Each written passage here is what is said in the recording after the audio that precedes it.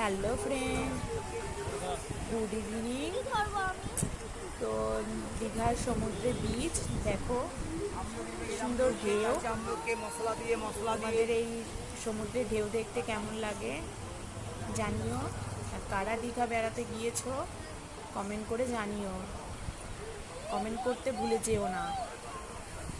ভিডিওটি ভালো লাগলে লাইক কমেন্ট শেয়ার করে দিও।